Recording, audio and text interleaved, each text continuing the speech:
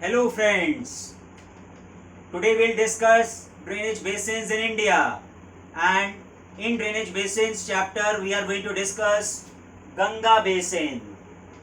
It is one of the largest basin in the world, and in India this is the largest basin. You can see the map here. This area is Ganga basin. Ganga and many other tributaries you can see in this area. Okay, so uh, we should know, my dear friends, Ganga comes from Uttarakhand, Gangotri glacier. But when it comes from Gangotri glacier, it is known as Bhagirathi. Bhagirathi comes from Gangotri glacier in Uttarakhand, and it is joined by another stream that is known as Alaknanda. And Alaknanda starts from Satopant glacier. These two, Bhagirathi and Alaknanda, meet at Devprayag. They meet at Devprayag, and after that we call it Ganga. It becomes Ganga at Devprayag.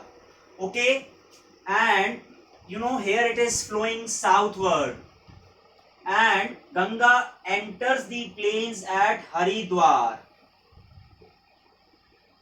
So we are trying to understand the journey of Ganga, which is one of the most important river in India in terms of its cultural aspect as well as its religious aspect and the area covered by this river. Right?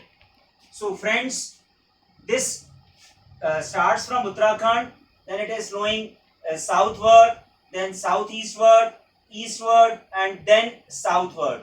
So this whole length is 2525 kilometer, and the area covered by Ganga river in India itself is 8.6 lakh square kilometer. Because I'm saying in India itself, because some part of Ganga is in Bangladesh also, where it is joined by Brahmaputra river.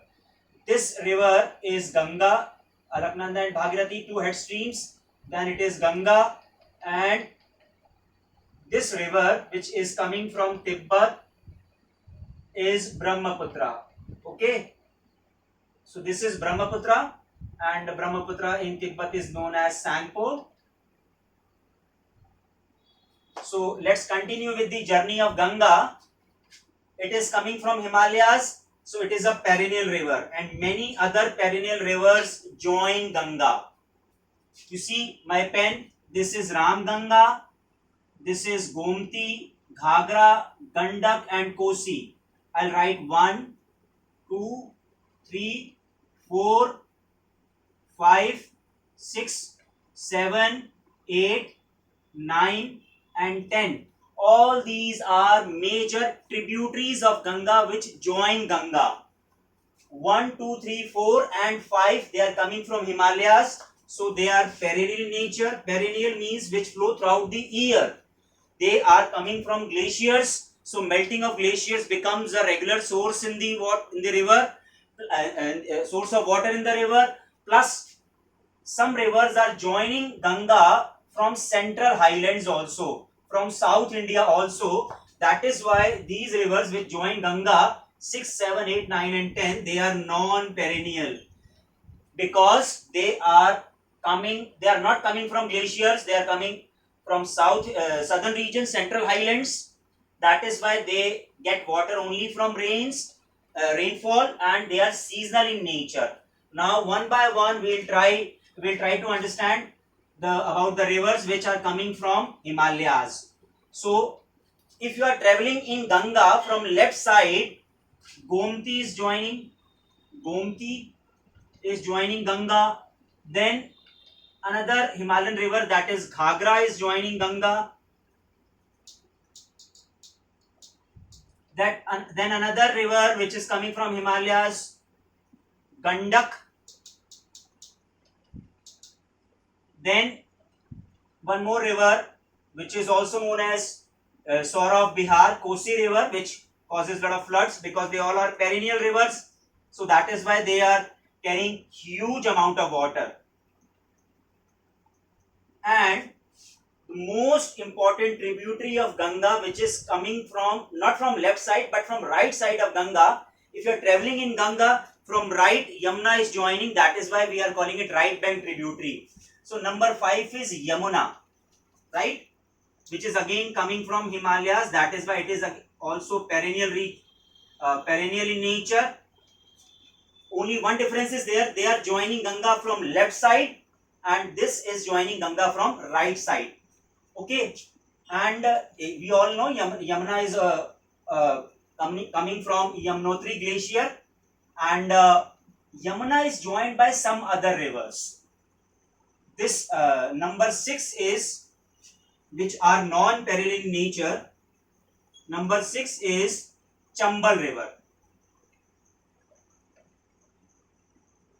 You all have studied about Chambal basin, where ravines are very famous. Soil erosion is very famous in Chambal basin. Then another river is Sindh. Then number 8 is Betwa. Then number 9 is Kane. Actually 6, 7, 8, 9, Chambal, Sindh, Betwa and Kane, all these 4 rivers are joining Yamuna. And finally, they all are joining Ganga, so they are the part of Ganga basin itself. And number 10, Son is directly joining Ganga from south. So now easily you can see, this is higher area Himalayas, right? This is higher area Central Highlands, and this is Ganga plain, Ganga valley. Okay, and as we are moving with Ganga, you can see many rivers are joining Ganga, so volume of water is increasing, and whenever we have large volume of water along with water, river is also carrying huge quantities of silt and sediment. So at some point of time, all these sediments are deposited, and whenever sediments are deposited, river is obstructed, passage of river is changed, and then here a lot of deposition takes place, and because of deposition it divides itself into some branches, distributaries. When a river is joined by some rivers, they all are tributaries, and when it is distributed or divided in some divided in some parts, then we call them distributaries. Okay, so one of the distributary, which is Bhagirathi Hooghly channel, you can see it is flowing in West Bengal, and Padma is known as Padma here in Bangladesh, and that Padma part of Ganga is joined by Brahmaputra, which is the largest which is forming the largest delta of the world. That delta, you can see triangular shape, geographical feature, you can see that is known as Sundarban Delta, and this is the mouth of the river. Okay, young age of the river, maturity of the river, and old age of the river. So this is the mouth of Ganga river. Near Sagar Island, this delta is formed, and whenever delta is formed, that area becomes very fertile because all the sediments are deposited here. Okay friends, so we have understood about the origin of Ganga, about the 2 head streams of Ganga, then many tributaries of Ganga, Himalayan tributaries, perennial in nature, tributaries from south which are non-perennial in nature, and then formation of delta, which is Sundarban, jointly formed by Ganga and Brahmaputra. Okay, why it is known as Sundarban Delta? Because their Sundari tree is largely grown, so that is why it is popularly known as Sundarban Delta. You know, this is the home of Royal Bengal tiger also. So this is the whole journey of Ganga river. Okay friends, so I hope all the concepts are clear now, and anything you want to ask, you can ask in the comment box, and you can tell me other topics also on which I should make video for you people. Thank you very much. God bless you all.